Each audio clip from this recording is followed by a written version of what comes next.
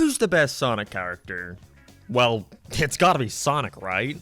He's the main character, so it's natural that he'd be the one that gets the most focused and therefore is the best. No? Well, how about Knuckles? The once enemy of Sonic due to being tricked by Robotnik, but afterwards comes to realize that Sonic is actually his ally, eventually becoming friends with him. Still no. I don't know, a fucking Shadow maybe? He has that wonderful arc of learning his true purpose in life. It's to protect humanity, and so begrudgingly teams up with Sonic to save the day, building up a respect for the Blue Hedgehog. What do you mean no? Okay, I give Splash Dash. Who is the best Sonic the Hedgehog character? This fucking thing? An Eggman robot? You're joking, right? How could he possibly be the best Sonic character? I mean, he's only in one game and has a campaign that lasts around an hour long. How great can he be? Well, I'm gonna tell you. This is E-102 Gamma. And this video is sponsored by Opera GX. Now you guys already know about the CPU/RAM limiters for lag, the customization, and the Twitch/Discord integration, so I'm going to show you a couple other great features Opera GX has. Opera GX also has these rad custom animated wallpapers. Further customize your browser with personalized wallpapers that run smoothly in the background of your browser. Or the ability to use Google Chrome extensions. Or what about the feature that allows you to chat and browse at the same time, with Facebook Messenger and WhatsApp integrated right into your sidebar? There's even a quick import tool that allows you to quickly import all your history from a previous browser to Opera GX, like your browser history and bookmarks. And this is all on top of features I've already mentioned, such as the free VPN, video pop-out feature. It's really amazing. So make sure you go ahead and download Opera GX to the link in the description, and let me know what you end up thinking of it. I'll be sure to read the comments. And thanks Opera GX for sponsoring this video. But yes, despite only being a prominent character in one game from over 20 years ago, where he has a grand total of 5 levels, I'd argue that Gamma has the best story of any Sonic game in its entire history. And why is that? Let's talk about it. I think it's important to first of all recognize here that because Sonic Adventure is so old and I've played it countless times, and I'm sure many of you have played it countless times, that it's hard to view the game and its story from the perspective of someone who hasn't played it before, and is experiencing it then and there. Everything is new to them. Gamma's story is very reliant on the twists and turns that it takes. So the more you play through the game, the more you start to forget just how great the storytelling is. I realized this when I kept getting recommended this VTuber called Corone? I don't fucking know. No, I don't really like VTubers, especially ones who don't even speak a language I can understand. But watching someone experience a Sonic game for the first time to see what they think about it, that's something I want to watch any day of the week. And this is what made me realize just how well Gamma's story is told in Sonic Adventure, how amazing of a job Sega did with it. A lot of the campaigns and cutscenes from that game are ruined nowadays due to the limited dated animation and bad voice direction, but funnily enough, a reason for Gamma being so good is the fact that his campaign almost completely avoids those things. Gamma is a robot, so of course he's not going to emote too much, meaning his delivery and lack of expressions makes complete sense. I did say almost, however. We still do have Eggman's little dance-free shimmies in place for a couple seconds. First of all, to refresh your memory, let me give you a rundown of the events that transpired in Gamma's story, and afterwards, we can then discuss what makes it so special, and unlike anything else in the entire series. So we start Gamma's story with his actual creation. We see a POV shot of his first view of the world. This guy. Not the best first impression. We're immediately let known that Eggman doesn't think very highly of Gamma, comparing him to his older brother E-101 Beta. But after proving himself worthy of being one of Robotnik's henchmen, he directly pits you against your own brother in a fight, and right here you can directly see what they're trying to go for. At this point you realize that they're not just going for the same old shtick as Sonic's story here. In Sonic's story, mostly just going from set piece to set piece, nothing all that cohesive. It's got a very loose plot of find the Chaos Emeralds before Eggman, which allows them to bring Sonic to a variety of wacky and colourful locations. But since Gamma's story doesn't need to be as long as Sonic's, meaning he goes to less levels, and because of Gamma's minor importances in other character stories, it means that everything Gamma does is constantly in service to someone else. Why is Sonic going to Windy Hill? It's just the next place for a Chaos Emerald. Casinopolis? Chaos Emerald. Ice Cap? Chaos, you get the picture. But why is Gamma going through Final Egg?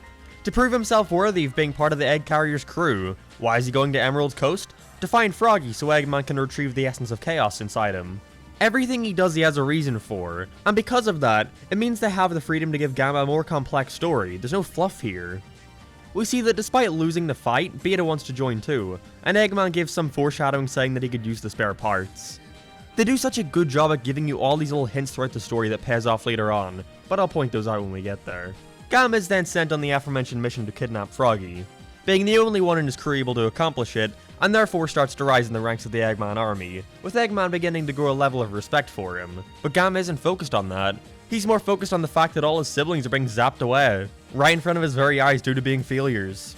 They place all these little hints around that builds up to Gamma's eventual breaking point. There's this great shot where the last robot to be zapped away slowly turns around and stares at Gamma, with him being able to do nothing but stand there. If it weren't for the limited presentation, this scene would be so fucking good. This all comes to a halt, however, when Gamma meets Amy for the first time, being tasked with taking the bird from her.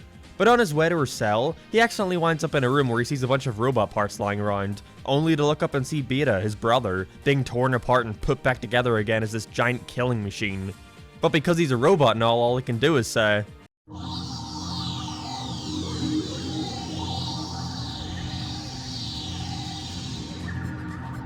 "This is the wrong room."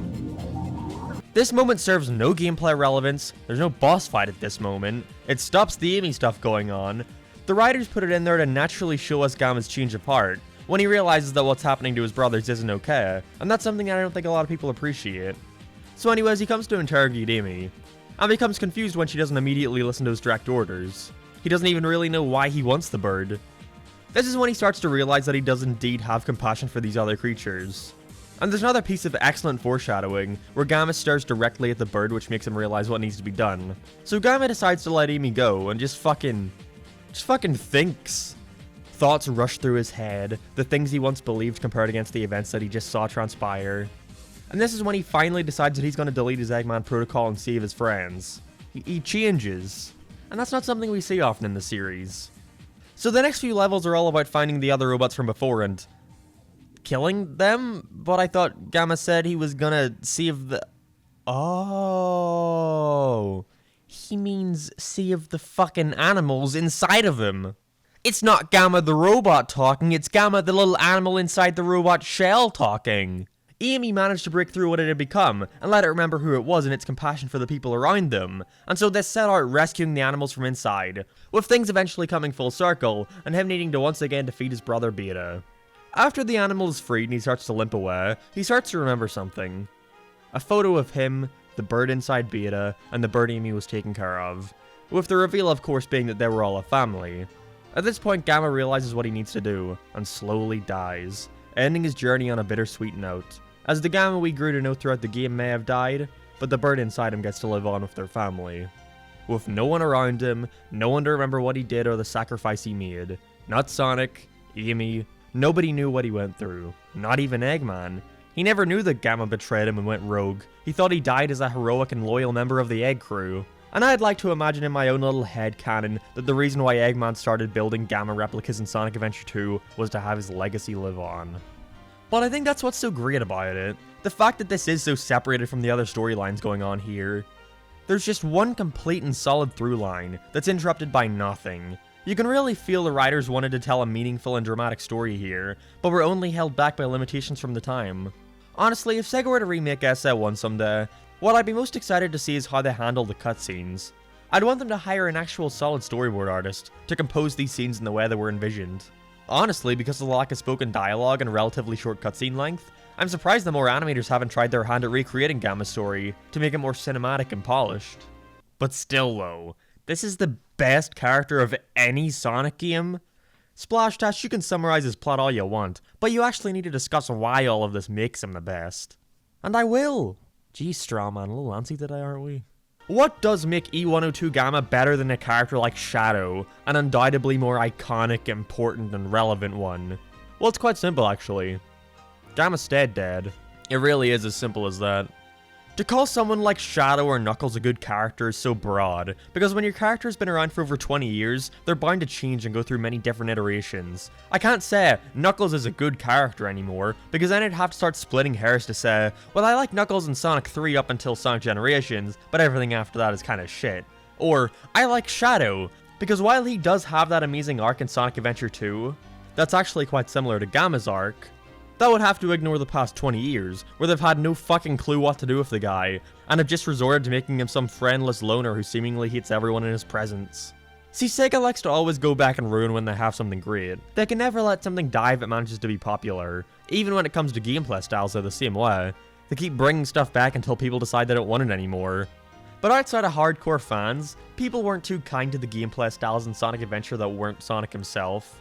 So their mindset probably was, what's the point in bringing Gamma back outside of minor roles? Nobody likes him. They didn't care enough about Gamma to bring him back, and ironically, that helps his story be even better, because it means that Sonic Team never managed to get their grubby little paws on him to mess everything up.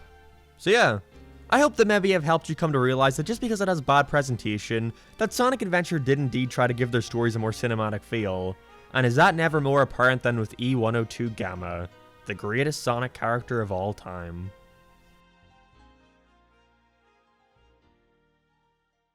Oh wait, they did do more with him.